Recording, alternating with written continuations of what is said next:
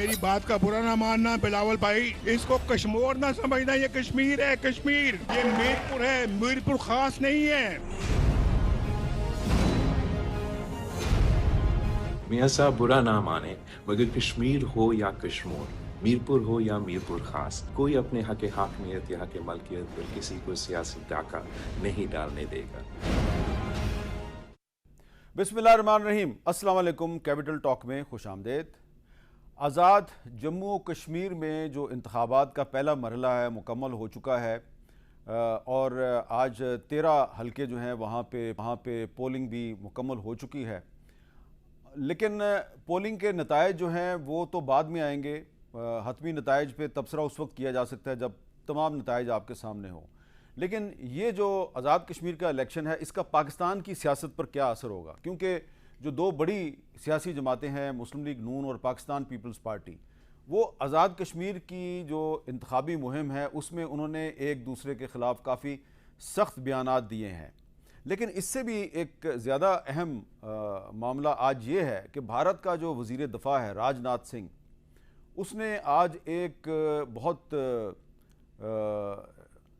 धमकी अमेज़ बयान दिया है जिसको कि शायद मैं ना चलाता, लेकिन उस पर क्योंकि हमने गुफ्तगू करनी है तो इसलिए हम थोड़ी देर में उस पर भी उसको भी पहले चलाएंगे, फिर उस पर बातचीत करेंगे।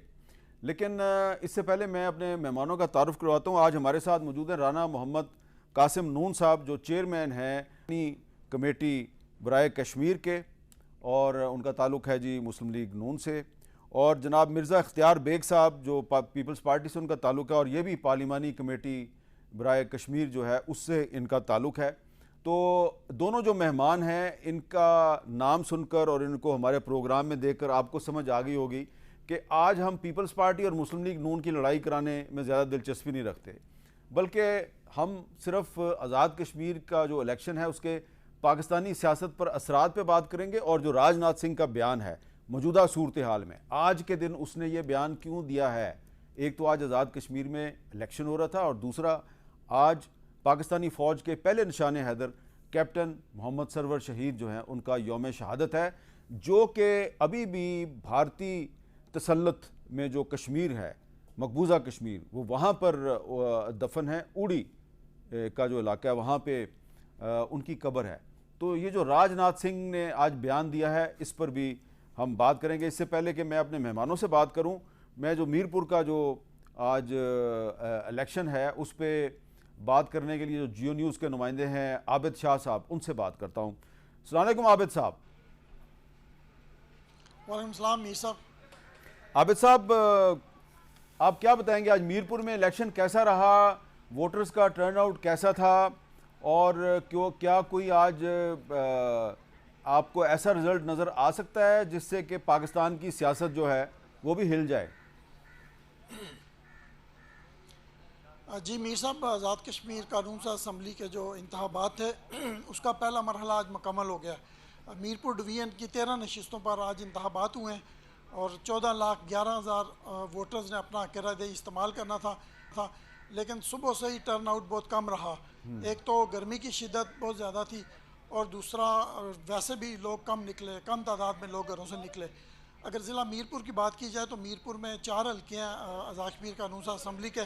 हल्का नंबर LA1 डडियाल है, वहाँ पे मुस्लिम लीग नून के अज़हर सादक और पीपल्स पार्टी के चौधरी अफसर शाहिद के दरमियान कांटेदार मुकाबले की तवक्को की जा रही है। वोटिंग का अमल ख़त्म हो चुका है, पोलिंग का अमल शुरू है और तमाम हल्कों में इस वक्त पोलिंग कोई नाखुशगवार वाक़या तो नहीं हुआ? अगर ज़िला मीरपुर में मीर साहब नाखुशगवार वाक़या कोई नहीं हुआ। कोटली डिस्ट्रिक्ट में एक नक्याल के मकाम पर एक मर्डर हुआ, 2 ग्रुपों में तसादम हुआ और उसमें एक नौजवान को गोली लगने से वो जाँ बाक हुआ। और इसी तरह ज़िला बिम्बर की अगर बात की जाए तो उस्मानी के मकाम पर एक पोलिंग स्टेशन को आग लगाई गई है। उस पोलिंग स्टेशन पे पोलिंग का अमल जो रुक गया था, चले हम बिम्बर के नुमाइंदे से बात कर लेंगे। लेकिन आपने जो हमें अहम बात बताई है वो ये है कि वोटर्स का टर्नआउट कोई ज़्यादा नहीं था, लेकिन मीरपुर में कोई नाखुशगवार वाक़या नहीं हुआ। बहुत बहुत शुक्रिया आबिद शाह साहब। तो अब राना कासिम नून साहब, बहुत बहुत शुक्रिया, आज आपने हमें टाइम दिया। आपको क्या लगता है, आप कश्मीर कमेटी के चेयरमैन हैं और इख्तियार बेग साहब जो हैं वो भी कश्मीर कमेटी के रुकन हैं, आप दोनों का ये काम है कि आपने दुनिया भर में जो मसला कश्मीर है उसको उजागर करना है। ये जो आज़ाद कश्मीर का जो इलेक्शन हो रहा है, तो इसका पाकिस्तान की सियासत पर क्या असर होगा, और क्या आने वाले वक्त में जो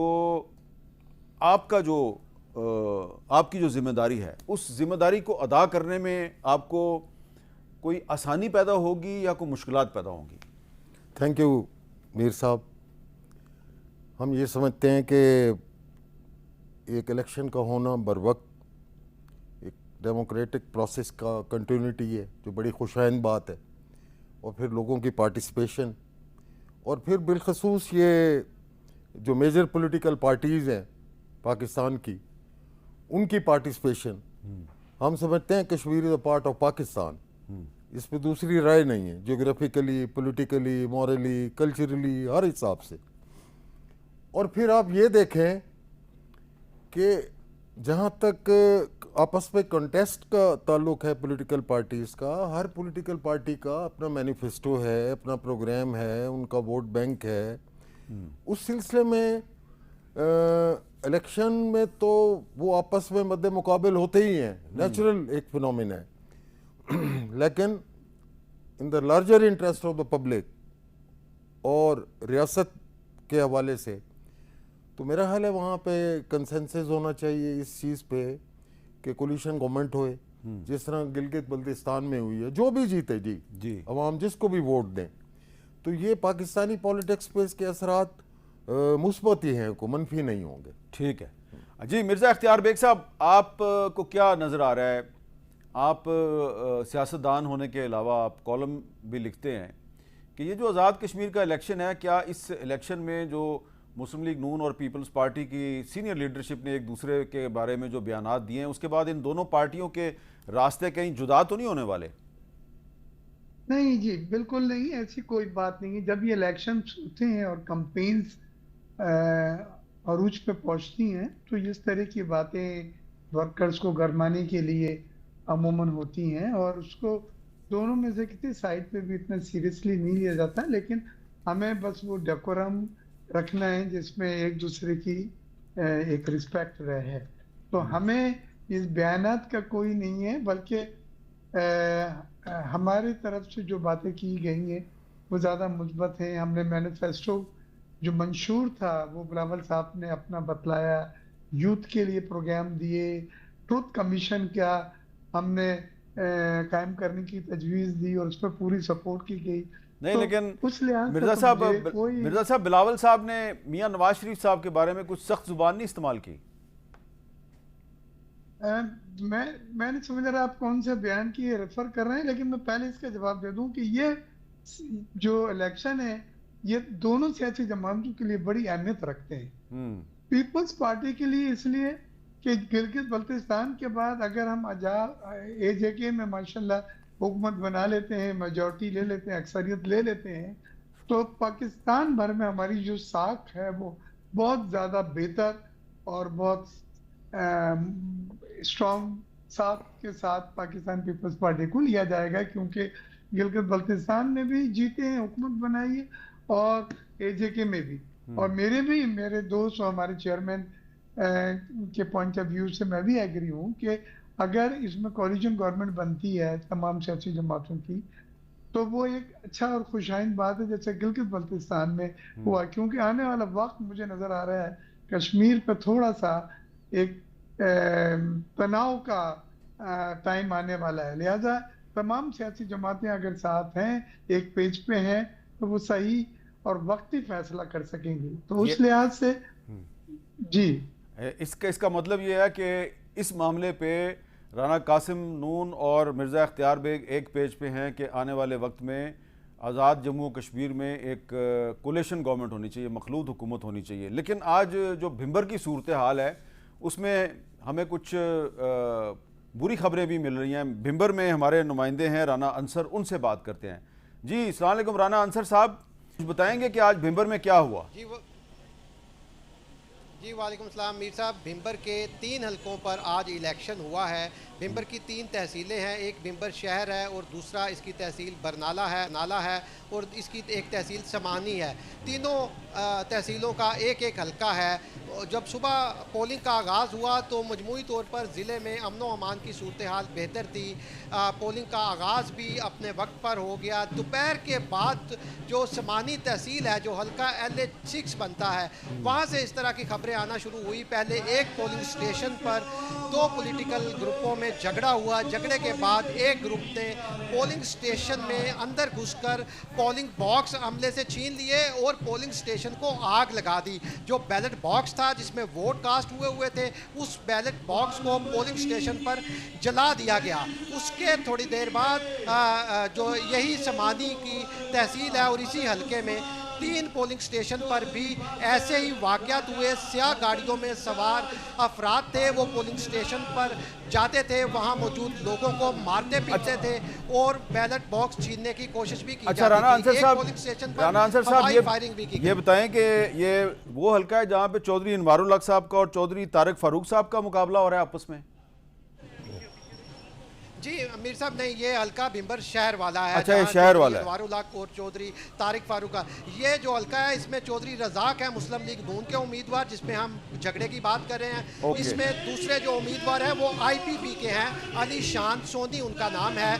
तो जब झगड़े की खबरें आ रही थी, हमने SSP जो भिंबर के, उनसे बात की कि एक ही गाड़ियों में सवार अफराद एक ही अंदाज पर पोलिंग स्टेशन पर जाकर गुंडागर्दी कर रहे हैं, पुलिस सिक्योरिटी मौजूद है, तो पुलिस क्या कर रही है? तो उन्होंने हमें जवाब दिया। एक तो उन्होंने तस्दीक की कि इस तरह एक जो ग्रुप है वो गाड़ियों पर सवार होकर पोलिंग स्टेशन जा रहा है, और उसने कहा कि हम इन लोगों के ताक़ुब में हैं, जल्द ही उनको गिरफ्तार कर लेंगे। लेकिन अभी तक वहां से गिरफ्तारी की ऐसी अच्छा, यहाँ पर नहीं आई। यहाँ पर मुस्लिम लीग नून और पीपल्स पार्टी के दरमियान लड़ाई नहीं हुई?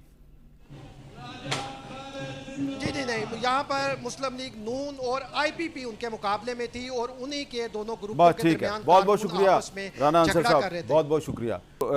राना कासिम नून साहब, चलें, एक जगह पे तो मुस्लिम लीग नून और पीपल्स पार्टी की लड़ाई नहीं हुई, लेकिन एक और हल्का है, वहाँ पे पीपल्स पार्टी वाले दावा कर रहे हैं कि उनका एक कारकुन जो है वो शहीद हो गया। अच्छा, अब ये बताएं कि मिर्ज़ा इख्तियार बेग साहब ने जो बात की, उन्होंने तईद कर दिया आपकी कि आने वाले वक्त में आज़ाद कश्मीर में एक मखलूत हुकूमत बननी चाहिए। ये तो उन्होंने शायद एक तजिया नगार के तौर पे बात की है। आप भी तजिया नगार के तौर पे बात कर रहे हैं या कश्मीर कमेटी के चेयरमैन के तौर पे बात कर रहे हैं? मेरे साहब, मेरी गुजारिश ये है कि हम समझते हैं कि ये पॉलिटिकल पार्टीज से भी ज़्यादा रियासत कश्मीर, आज़ाद जम्मू कश्मीर के हवाले से ये बहुत इम्पोर्टेंट इलेक्शन है। और हर हवाले से पॉलिटिकली देख लें, बाकी जो थोड़ा बहुत कोई तलखी हैं उस हवाले से देख लें, तो हम समझते हैं कि ये एक नया रास्ता मुतय्यन करेगा इलेक्शन कश्मीरी भाइयों के लिए, बहनों के लिए।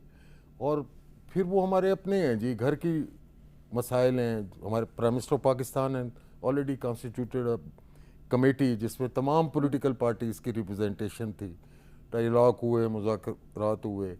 अब कुछ एक्सट्रीमिस्ट एलिमेंट होते हैं जी हर माशरे में, हर पॉलिटिकल पार्टी में, हर प्रेशर ग्रुप में। ये कोई पॉलिटिकल पार्टी तो है नहीं, ये तो प्रेशर ग्रुप है जी, और उसके अपने तकाजे होते हैं, उनके अपने मामलात होते हैं। और फिर इसमें जो फौरन हैंडलिंग हुई है उससे चीज़ें ज़्यादा वर्स्ट हुई हैं। अच्छा, जो हम समझते हैं, ठीक। और फिर आप ये देखें कि इसके अगर ताने बाने क्रॉस द बॉर्डर मिलाएं तो ये काम शुरू हुआ है लद्दाख से। वो जो सोनम उनका एक लीडर है जी, जिसके साथ ज्यादती हुई और वहाँ पे प्रोटेस्ट हुए लद्दाख से,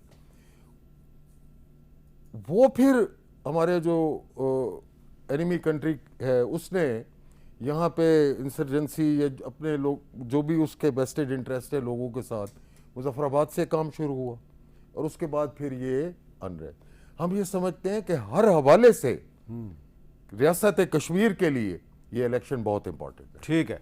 अच्छा, अब इख्तियार बेग साहब, मैं आपको बिलावल साहब का वो बयान नहीं सुनवाऊंगा जिसमें वो मरियम नवाज़ या नवाज शरीफ के खिलाफ गुफ्तगू कर रहे हैं। मैं आपको उनका वो बयान सुनवाता हूँ जिसमें वो मरियम नवाज शरीफ साहबा की गिरफ्तारी पे प्रोटेस्ट कर रहे हैं कौमी असम्बली में खड़े होकर, जब पाकिस्तान तहरीक इंसाफ की हुकूमत थी। सुनवाइए जी जरा। नवाज शरीफ साहिबा को गिरफ्तार किया गया,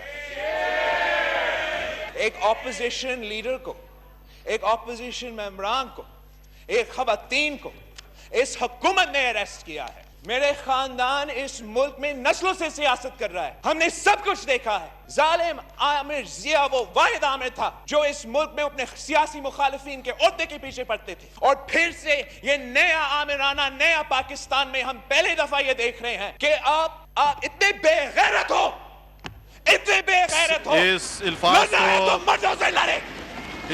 को निकाला जाए, ईवान की कार्रवाई से निकाला जाए इसको।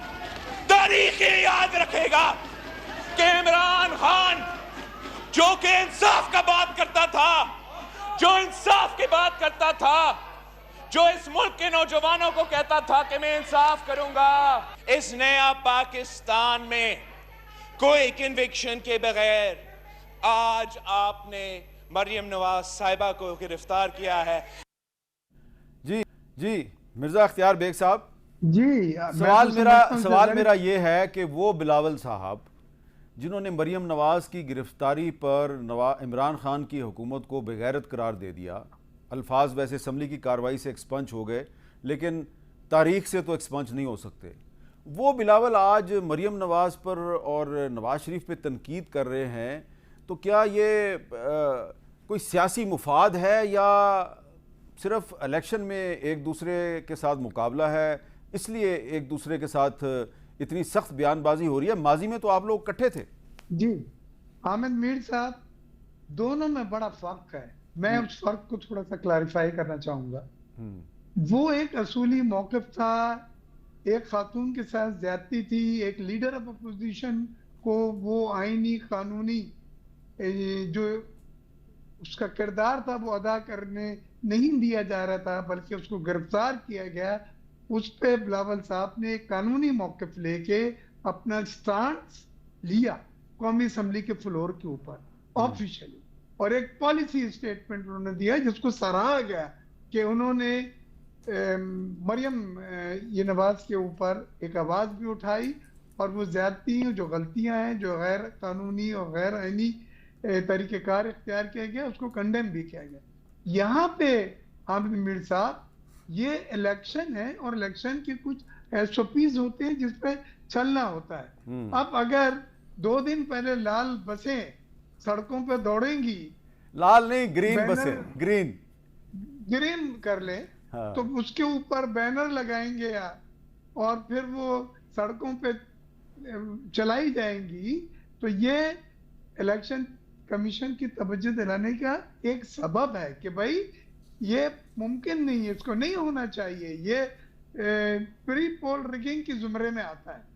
इसी तरह अगर सीनियर लीडर्स आके और AJK में कैंपेन कर रहे हैं तो मैं समझता हूँ ये भी बिल्कुल इलेक्शन के जो SOPs हैं, जो चीफ इलेक्शन कमीशन के जो रूल्स एंड रेगुलेशन है, उसके खिलाफ है। चाहे वो मेरी पार्टी हो, चाहे पाकिस्तान इस्तेकाम पार्टी हो या नून हो, तो उस पे उन्होंने बात की है और वो हकीकत की बुनियाद पे बात की है।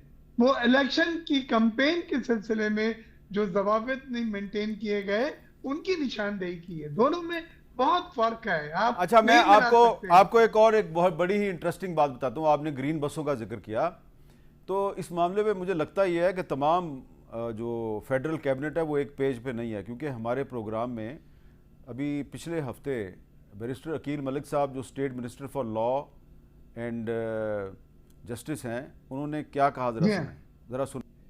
कैंपेन के हवाले से जाहिर बात है कौन सी बसें चल गई हैं, उन्होंने कहा है कि कायदो ज़वाबित, शर्जील भाई बिल्कुल मैं उसको एड्रेस करता हूँ। उन्होंने कहा है कि 2 दिन में बसें चला देंगे। अगर 2 दिन में बसें चल गई जो तो बिल्कुल इलेक्शन कमीशन को एक्शन लेना चाहिए। इलेक्शन कमीशन वहाँ की जो है, उन्होंने वाज़े तौर पे देखिए कायदो ज़वाबित सब पे लागू होते हैं और अक्रॉस द बोर्ड उसकी इम्प्लीमेंटेशन और एप्लीकेशन होनी चाहिए।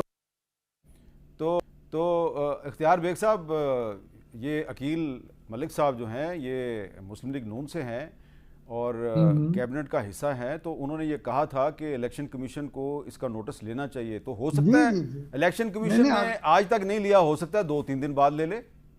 जी नहीं, ये तो इलेक्शन के फौरन ही इस पे एक्शन लेना चाहिए था। और वकील मेरे दोस्त हैं और उन्होंने बड़ी अच्छी बात करी। कानूनी ऑफिशियल जो एक बात करनी चाहिए। अब ये इलेक्शन कमीशन का है कि वो क्यों नहीं इस पे एक्शन ले रही, क्यों नहीं रोका जा रहा है, ठीक है, इसके ऊपर वो कार्रवाई करें। अच्छा, मैंने राजनाथ सिंह के बारे में भी बात करनी है, लेकिन उससे पहले मैं सिर्फ एक थोड़ी देर के लिए कोटली जाऊंगा और वहाँ पे हमारे आरिफ उर्फी साहब, उनसे बात कर लेते हैं। जी अस्सलाम वालेकुम आरिफ उर्फी साहब। वालेकुम सलाम सर, कैसे हैं सर? मेहरबानी, शुक्रिया। आरिफ उर्फी साहब, कोटली में क्या सूरत हाल है? वहाँ पे आज क्या हुआ, टर्नआउट कैसा था, अमन-ओ-अमान की सूरत हाल कैसी रही? अच्छा मीर साहब, ऐसा है कि कोटली में आज एक तो तातील थी और दूसरा आज एक बाइकआउट का भी ऐलान था जो कालदम पार्टी है उसकी तरफ से, कालदम इलेक्शन कमेटी उसकी तरफ से। और आज सुबह के वक्त से लेके तकरीबन 1 बजे तक बिल्कुल कम थे वोटर पोलिंग स्टेशंस के ऊपर। 1 बजे के बाद वोटिंग के लिए लोग आना शुरू हुए, लेकिन टर्न आउट इतना कम है। अभी मैं जिस पोलिंग स्टेशन पे खड़ा हूँ, ये सिटी है कोटली का, कुर्ती का इलाका है। यहाँ पे पोलिंग स्टेशन नंबर 79 और 80 है और यहाँ पे 1000 वोट थे टोटल। और यहाँ पे जो पोल हुए वोट 2 स्टेशंस के ऊपर, वो सिर्फ 165 एक पे हुए हैं और 65 एक पे हुए हैं। तो जो ये तकरीबन 10% के लगभग भी जो है ना इसका टर्न आउट यहाँ पे बन रहा है। जबकि इसी जगह पे 2021 के इलेक्शन में टर्न आउट जो है वो 65-70% के लगभग था। ठीक तो है, यहाँ पे बड़ी अजीब सी सूरत हाल है कि हाँ, जहाँ तक बात रही अमन-अमान की, तो वो बहुत अच्छा रहा। सिर्फ एक नाखुशगवार वाक़या पेश आया है जो कोटली के जो नकियाल का हल्का है, जो साबिक सरदार सिकंदर याद खान साहब जो साबिक वज़ीर आज़म थे आज़ाद कश्मीर, उनके हल्के में जावेद बडानवी साहब और सरदार नईम साहब के बेटे हैं उमैर नईम, उनके दरमियान में मुकाबला था। और वहाँ पे एक फायरिंग के वाक़े में एक शख्स जो है ना वो जाँ भाग हुए हैं, जिस पे पीपल्स पार्टी कहती है हमारे कारकुन थे और उसी लम्हे में राजा फारूक हैदर खान साहब ने क्लेम किया कि हमारे कारकुन थे। तो ये यहाँ पे एक नाखुशगवार वाक़या पेश आया और उसमें भी कारकुन से ज़्यादा यानी अपने अपनी पार्टी का बंदा जो है ना वो साबित करने पे गुफ्तगू हो रही है। अच्छा, बहुत बहुत शुक्रिया आरिफ उर्फी साहब, बहुत बहुत शुक्रिया। एक ब्रेक लेते हैं और ब्रेक के बाद ही वज़ीर दफ़ा राजनाथ सिंह का जो बयान है उस पर बात करेंगे।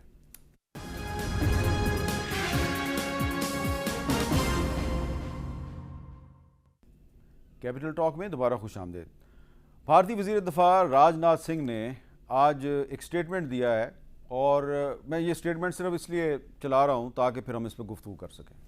पाकिस्तान से कोई बात नहीं होगी और अगर बात होगी तो सिर्फ पीओके पर ही बात होगी, जो कि भारत का हिस्सा है, जिस पर पाकिस्तान ने अवैध तरीके से कब्जा किया था। जी राना कासिम नून साहब, ये राजनाथ सिंह जो है वो आज़ाद कश्मीर को पीओके कह रहा है और कह रहा है जी ये भारत का हिस्सा है, तो इस पर आप क्या कहेंगे? हम शदीद मज़म्मत करते हैं जी राजनाथ के इस जो हर्जा रसाई है, जो इसने ये गुफ्तगू की है, तारीख़ को झुटलाया गया है बुरे तरीके से। देखिए जी, इसमें कोई ममासलत नहीं है Indian illegally occupied Jammu and Kashmir और आज़ाद जम्मू एंड कश्मीर में। मोहतरम मीर साहब, आप ये देखिए कि 10 लाख के करीब वहाँ पे arm forces, Indian arm forces Indian illegally occupied Jammu and Kashmir में डिप्लॉयड हैं, पैरामिलिट्री फोर्सेस, उनको पुलिस के इख्तियारात दे दिए गए। पूरी दुनिया का हाईली मिलिटराइज जोन है जी, पूरी दुनिया में कहीं ऐसा नहीं है। और फिर वहाँ पे जो सिविलाइजेशनल, कल्चरल, रिलीजियस एग्रेशन जारी है, डेमोग्राफिक इंजीनियरिंग हो रही है, उसके बाद फिर ह्यूमन राइट्स की बहुत ज़्यादा ग्रॉस वायलेशंस हो रही हैं, जिसमें बच्चे, ख़वातीन, नौजवान, बुज़ुर्ग सब उसका विक्टिम है। बिल्डोजिंग ऑफ हाउसेस है, अरेस्ट हैं, एक्स्ट्रा जुडिशल किलिंग्स हैं जी। उसके बाद आप ये देखें कि कश्मीरी नौजवानों को ये जो प्रोफेशनल एजुकेशन है, हाई क्वालिटी एजुकेशन, उनसे महरूम किया जा रहा है, इदारों से एक्सपेल किया जा रहा है। फिर हुर्रियत कॉन्फ्रेंस की सारी लीडरशिप जो है वो जेलों में है, कैदोबंद की सोबतें बर्दाश्त कर रहे हैं, जिसमें डॉक्टर कासिम फत्तू हैं, Nelson Mandela of Kashmir, Syed Shabir Shah हैं। 30-35 आप पहले बंदे हैं इस पार्लियामेंट के जिसने डॉक्टर कासिम फख्तू का नाम लिया है और उनको नेल्सन मंडेला करार दिया है, क्योंकि उनकी कैद नेल्सन मंडेला से भी ज्यादा है जी। आसिया अंद्राबी हैं, फहमीदा आप हैं, नसरीन सूफी हैं, फिर यासीन मलिक हैं। तो एक तसलसल है ये जो है मजालिम का निहत्ते कश्मीरियों पर।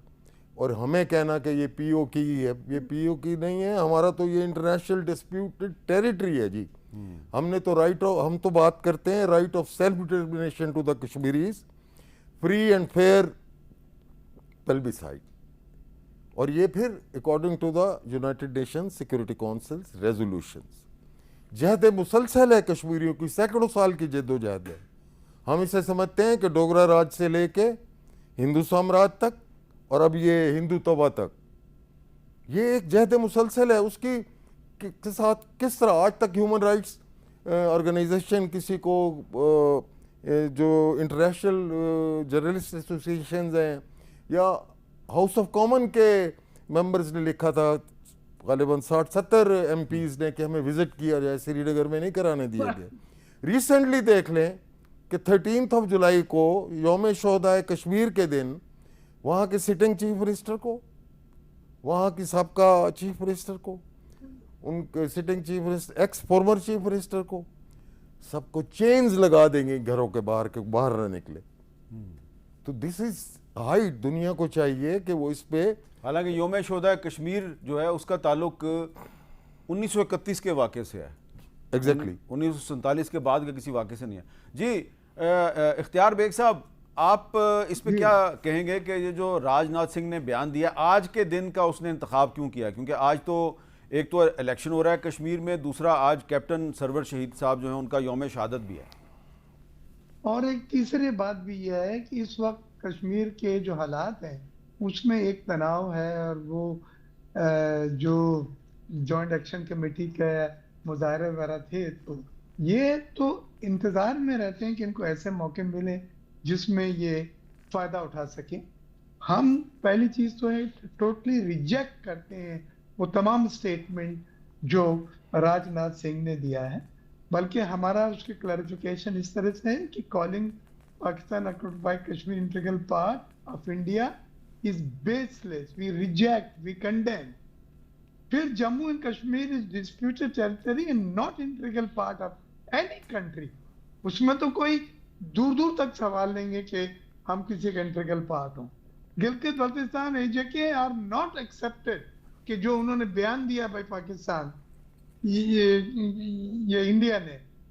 और आखिरी चीज है कि कश्मीर का जो इश्यूज है it is to be resolve under United Security Council resolution and at the wishes of the people of Kashmir. ये मैंने हामिद मीर साहब इसलिए कहा to keep the record straight कि हमारी पार्टी का पॉलिसी स्टेटमेंट भी, पाकिस्तान का पॉलिसी स्टेटमेंट एक सामने आए कि इस मौके पे राजनाथ साहब की जो उन्होंने करा, ये कारगिल की मेरे ख्याल से जो एनिवर्सरी वो सेलिब्रेट कर रहे थे, उसके ऊपर उनका ये बयान था जो बिल्कुल ही उसकी हम मजम्मत करते हैं। This is not acceptable, but is to be rejected and condem. ये हमारा ऑफिशियल स्टेटमेंट। अच्छा जी, यहाँ पे एक ब्रेक लेते हैं और ब्रेक के बाद दोबारा मिलते हैं।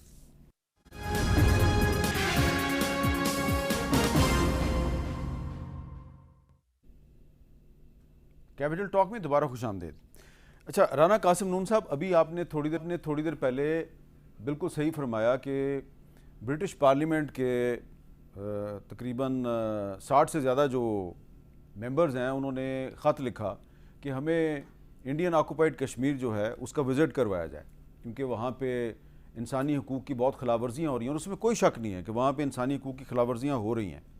लेकिन वही ब्रिटिश पार्लियामेंट के मेंबर जिन्होंने इंसानी हकूक़ की खिलाफवर्जियों पे तशवीश का इजहार करते हुए मुतालबा किया कि हमें इंडियन ऑक्युपाइड कश्मीर का विज़िट करवाया जाए, उनमें से बहुत से ब्रिटिश पार्लियामेंट के मेंबर्स अब पाकिस्तान की हुकूमत से कहते हैं ये जो आज़ाद कश्मीर में इस वक्त सूरत हाल है इसका हल निकालें बातचीत के ज़रिए।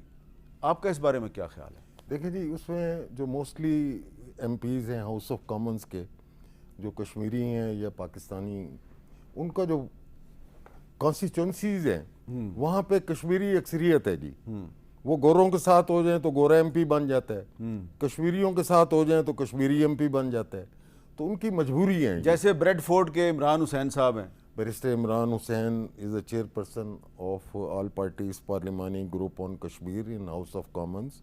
हमारी उनके साथ बहुत मीटिंग्स रही हैं, नशस्तें रही हैं। वो पिछले दिनों पाकिस्तान भी तशरीफ़ लाए थे। तो वो सिर्फ अपने हल्के के अवाम की मजबूरी है जी, वोटर्स की, जिसकी वजह से वो मजबूर हैं इस बात पे। हम ये समझते हैं कि जो राजनाथ का स्टेटमेंट है ये बहुत ही भूंडा और तारीख से नाबल्द हैं वो। आप ये देखें कि कश्मीर का इज़ अ मेजर कॉन्फ्लिक्ट जी इस रीजन में। हम समझते हैं कि साउथ एशिया में उस वक्त तक पीस कैनॉट बी प्रिवेल्ड जब तक कश्मीर कॉन्फ्लिक्ट रिजॉल्व नहीं होता यूएन सिक्योरिटी काउंसिल्स के रेजोल्यूशंस के मुताबिक। फिर आप ये देखें कि 1/4 ऑफ द पॉपुलेशन इस रीजन में रहती है जी। भूख है, नंग है, बिलो द पॉवर्टी लाइन लोग जिंदगी गुजार रहे हैं, 1/4। तो अगर पाकिस्तान ने हमेशा पीस की बात की है, उसमें हमारे जो मेजर कंसर्न है वो सबसे पहले कश्मीर कॉन्फ्लिक्ट है, उसके बाद इंडस वाटर ट्रीटी को जो यूनिलैटरली हेल्ड इन अबेस की गई है उसका इशू है, और फिर सबसे बड़ा इशू इस खित्ते में इंडियन स्टेट स्पॉन्सर्ड टेररिज्म है।